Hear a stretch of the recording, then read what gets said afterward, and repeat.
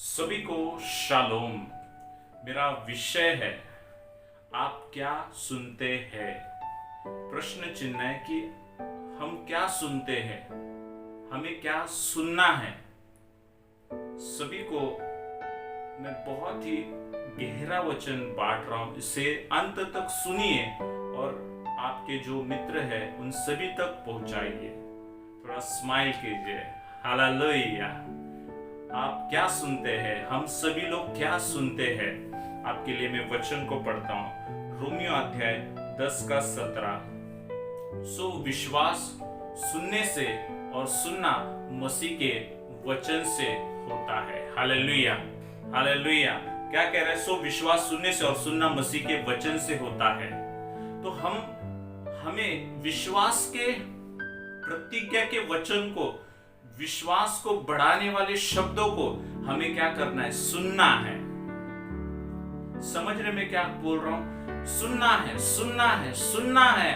हमारे दिल में उसे डाउनलोड करना है, डाउनलोड करना है। हमारे हृदय में यीशु मसीह के वचन को इतना गहराई से भरते जाना है, भरते जाना है, ताकि हम वचन के सुनने के द्वारा हमारा निर्माण होता है, हम अपने आप को बनाते हैं।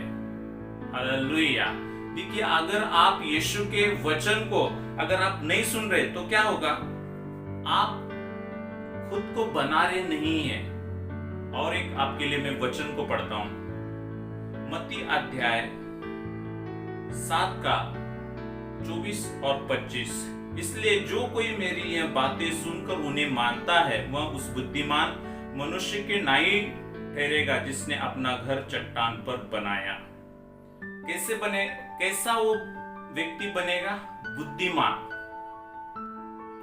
तो इसीलिए हमें बुद्धिमान हम कैसे बनेंगे? जब हम यीशु के वचन को सुन रहे तो हम अपने अंदर का जो घर है उसे हम चट्टान पर रख रहे हैं। हालेलुया।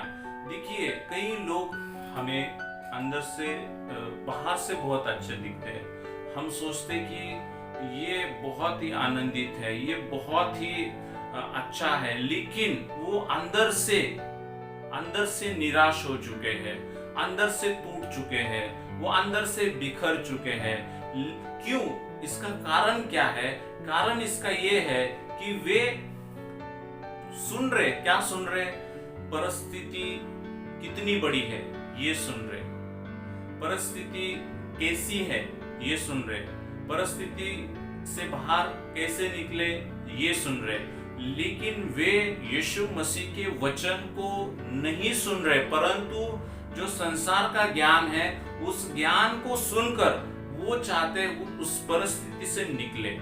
देखिए, 5000 की भीड़ यीशु मसीह के सामने थी और वहां पर 5 रोटी और 2 मछलियां थी, और प्रभु ने क्या किया? लेकर उसे धन्यवाद किया। देखिए, हमारे पास जो है उसे हमें धन्यवाद करना है। आपके पास 2 हाथ है, आपको धन्यवाद करना है। आपके पास बोलने के लिए मुंह है, आपको धन्यवाद करना है। आपको देखने के लिए आंख है, आपको धन्यवाद करना है। आपको चलने के लिए पैर है, आपको धन्यवाद करना है। आपके पास हो सकता है रेंट का घर है या खुद का घर है, लेकिन आपको धन्यवाद करना है। हो सकता है 2 वक्त की रोटी नहीं, लेकिन 1 वक्त खाने के लिए मिल रहा है, लेकिन आपको धन्यवाद करना है। इसका कारण ये है कि जितना आप धन्यवाद करते हैं उतना ही प्रभु आपको उन चीजों में प्लस करता है। प्रभु आपको बढ़ाते जाता है, प्रभु आपको बढ़ाते जाता है। कहने का मेरा तात्पर्य यह है कि जितना हम परिस्थिति को देख रहे हैं उतना ही आपके अंदर एक डर तैयार होगा। लेकिन यीशु मसीह ने वो 5 रोटी 2 मछलियां लिया और उन्हें धन्यवाद किया और वो प्लस होते गए। देखिए, अधिकतर हम उन चीजों को देखते जो हमारे पास है, हम उसे धन्यवाद नहीं देते, लेकिन जो चीजें नहीं है हम उसके पीछे भागते हैं। लेकिन प्रभु हमें बोल रहा है, थोड़े से में भी आप विश्वास योग्य रहेंगे तो आपको प्रभु बहुत ही चीजों में, बहुत ही अद्भुत चीजों में वो आपको अधिकार देगा। कारण इसका कि आप कुड़कुड़ाने वाले व्यक्ति नहीं है, परंतु आप अपने दिल, अपने मन को प्रभु के सामने उपस्थित कर रहे हैं और प्रभु को धन्यवाद कर रहे हैं और उन चीजों के द्वारा प्रभु की आप महिमा कर रहे हैं। कुछ लोगों के पास क्या होता है, उनके पास देखिए, कई लोगों के पास आज देखने के लिए आंख नहीं है, लेकिन कई लोग प्रार्थना, उनके लिए मैं प्रार्थना करता हूं, आंख उनका खुलता है। देखिए, प्रभु जो चीज लोगों के लिए असंभव है, प्रभु के दास के लिए संभव है। अगर आप देखिए, मैं कभी कभी लाइव प्रेयर कर रहा हूं, लाइव में भी दुष्ट आत्मा निकल रहे, देखिए ये यीशु मसीह के लिए संभव है। हालेलुया। इसीलिए हमें हर एक क्षेत्र में हमें धन्यवाद करना है, जो है उसमें प्रभु की महिमा करना है। और हमें क्या सुनना है? पहली बात, अगर आप बीमारी से गुजर रहे हैं तो आपको चंगाई के वचन को सुनना है। यीशु मसीह ने कहा कि मेरे कोड़े खाने से तुम चंगे हो, यानी हो। आपसे जब प्रभु यीशु मसीह ने प्रतिज्ञा किया है तो इस वचन को सुनकर इसे कार्य में लाना है, सुनकर कार्य में लाना है, सुनकर कार्य में लाना है। आप निराशा में हैं तो यीशु मसीह के वचन को सुनिए। देखिए, 12 साल से वो स्त्री लहू बहने के रक्तस्राव से बीमार थी और उसने चंगाई को पाया। इस वचन को सुनिए, सुनिए, सुनिए, आपके अंदर विश्वास को बढ़ाइए और आप खुद आपके अंदर देखेंगे कि वचन आपको चंगा कर रहा है। यीशु मसीह उस वचन के द्वारा आपको चंगा कर रहा है। कई लोग, कुछ परिस्थिति आती है तो निराश हो जाते हैं। उसका कारण यह है कि वे खाना खाना जानते हैं लेकिन वचन पढ़ना नहीं जानते। वो चाय पीना जानते हैं लेकिन वचन पढ़ना नहीं जानते। 4 बजे का 5 बजे का नाश्ता करना जानते हैं लेकिन वचन पढ़ना नहीं जानते। मेरे प्रियो, आप बुरा मत मानिए, लेकिन आपके बढ़ोतरी के लिए ये बहुत जरूरी है कि आप खाना खाने से पहले आप आत्मिक भोजन खाया है या नहीं, इसे जरूर चेक कीजिए। देखिए, आपका मोबाइल का बैटरी समाप्त हुआ है तो आप 10 टाइम उसे चेक करते हैं कि खत्म हुआ है कि नहीं हुआ है। तो आप सोचिए, आपने वचन को पढ़ा है या नहीं पढ़ा है, तो पढ़िए वचन को और उसे कार्य में लाइए। देखिए, जब तक आप अपने ऊपर खुद अपने आप को वफादार बनाइए। आप, कई लोग, ये मैं उन सभी लोगों के लिए और मेरे लिए भी है, पहले मैं अपने आप को वफादार बनाऊं, फिर मैं आपको वचन बांट रहा हूं। हालेलुया। देखिए, मैं आपको वचन बांट रहा हूं और मैं ही वचन में वफादार नहीं हूं तो वचन कार्य नहीं करेगा। लेकिन आज आप देख रहे हैं कि लाइव में प्रेयर कर रहा हूं और दुष्ट आत्मा, कई लोग चंगाई को प्राप्त कर रहे हैं। मेरे प्रियो, ये प्रभु यीशु मसीह के ऊपर मैं घमंड करता हूं। मैं अपने ऊपर नहीं, मैं यीशु मसीह के ऊपर घमंड करता हूं। मैं यीशु मसीह के ऊपर घमंड करता हूं मेरे प्रियो। और ये वचन आप सुनिए। देखिए, आप जितना सुनेंगे उतना आप काम में लाइए। जितना आप वचन को सुनेंगे उतना ही काम में लाइए और आप खुद से वफादार बनिए। वचन पढ़ने के लिए, प्रार्थना करने के लिए आप खुद वफादार बनिए। लोगों के सामने मत दिखावा कीजिए। देखिए, कुछ शब्द मेरे आपको हो सकता है लग रहे, लेकिन आपके भलाई के लिए मेरे प्रियो, क्योंकि आप मेरे भाई और बहन हैं। देखिए, इस वचन को आप सुन रहे, यानी आप खुद तैयार हो रहे, आप खुद की उन्नति कर रहे।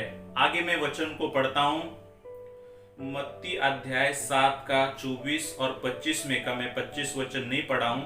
और मेह बरसा और बाढ़ आई और आंधियां चली और उस घर पर टकराने लगी, परंतु वह नहीं गिरा क्योंकि उसकी नींव चट्टान पर डाली गई थी। देखिए क्या हुआ। पहला है मेह बरसा, बाढ़ आई, आंधियां चली, उस घर पर टकराने लगी, फिर भी वो नींव उसका मजबूत था। यानी वचन के ऊपर आपने आपका घर बनाया है तो बाढ़ भी उसे गिरा नहीं सकेगी। तूफान आएगा, टकराएगा और चला जाएगा। आंधी आएगी, टकराएगी और चली जाएगी। यानी जीवन में जो भी परेशानी आएगी वो टकराएगी और चली जाएगी, लेकिन आप हिलेंगे नहीं, क्योंकि आपने आपका आत्मा यीशु के वचन के द्वारा आपने क्या किया है? मजबूत किया है। हालेलुया। आपने क्या किया है? मजबूत किया है, मजबूत किया है। तो आप क्या कर रहे हैं? प्रतिदिन देखिए, हम सवेरे उठते हैं, हम दांत घसते हैं, नहाते हैं, बाथरूम जाते हैं, तो हम क्या कर रहे हैं? हमारे शरीर को हम क्या कर रहे हैं? प्रतिदिन क्लीन कर रहे हैं। क्लीन शरीर को हम क्या कर रहे हैं? प्रतिदिन क्लीन कर रहे हैं। यानी हम दांत को घस रहे, इसका मतलब क्या कर रहे हैं? हम दांतों को जो भी कीटाणु बैठे हुए हैं हम ब्रश से क्लीन कर रहे हैं। यानी बताने का मेरा तात्पर्य ये है, जब हम दांत घसना जानते हैं, हमें बाथरूम जाना जानते हैं, हम खाना खाना जानते हैं, हम नहाना जानते हैं, ये सारी चीजें क्या है? शरीर के क्लीन के लिए। अगर आप 10 दिन नहीं नहाएंगे तो देखो शरीर का क्या हाल होगा, बदबू आने लगेगा। दांत अगर नहीं घसेंगे तो क्या होगा? बदबू आने लगेगा। तो आप अगर डेली वचन नहीं पढ़ेंगे तो आप आत्मा को क्लीन नहीं कर रहे। जो विचार के द्वारा कचरा आया है, वचन उसे क्या करता है? भगाता है। जो दुष्ट आत्मा विचारों को भेजा है, अलग अलग विचारों को भेजा है, वचन क्या करता है? उस विचार को, जो आपको खत्म करने वाले विचार है, जो आपके मन में दुष्ट आत्मा डाल रहा है, उस विचार को आप काट सकते हैं वचन के द्वारा। प्रभु के वचन के द्वारा उन विचारों को काट सकते हैं। असफलता के विचार को आप काट सकते हैं। हालेलुया। मेरे प्रियो, इस वचन को आप सुनिए, सुनिए और लोगों तक भेजिए, क्योंकि ये वचन जीवित रोटी है। वचन क्या है? जीवित रोटी है।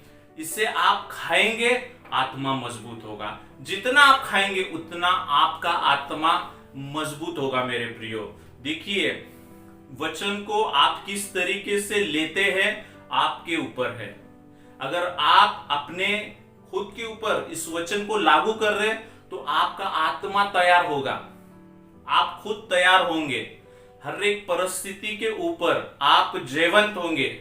तूफान आएगा, बाढ़ आएगा। देखिए, बीच में तूफान या बाढ़ आया, जो ऐसे कमजोर पार्ट थे वो हवा में उड़ गए, जो कमजोर पेड़ थे वो जड़ से उखड़ गए, लेकिन जो मजबूत थे, आंधी आई, तूफान आया, वो हवा से हिले, लेकिन जड़ से उन्हें तूफान उखाड़ नहीं सका। क्यों नहीं? क्योंकि वे मजबूत है। वैसे हमें वचन के द्वारा मजबूत होना है, हमें अंदरूनी मजबूत होना है, तब हम हर एक चीज पे हम जय होंगे। आपने देखा है कभी क्रिकेटर क्या करते हैं? घर के स्टेडियम पे पहले प्रैक्टिस करते हैं। वो सवेरे 4 बजे, 5 बजे, 6 बजे उठकर प्रैक्टिस करते हैं। अगर प्रैक्टिस नहीं करेंगे तो वो जीत नहीं पाएंगे, इसलिए वो प्रैक्टिस करते हैं। तभी जाके वो इंटरनेशनल लेवल पे हजारों लोग उन्हें देखते खेलते वक्त, और वो 100 200 रन बनाते हैं। इसका कारण क्या है? वो खुद प्रैक्टिस करते हैं। वैसे हमें अपने ऊपर प्रैक्टिस करना है। प्रतिदिन वचन पढ़ने का प्रैक्टिस कीजिए, अभ्यास कीजिए।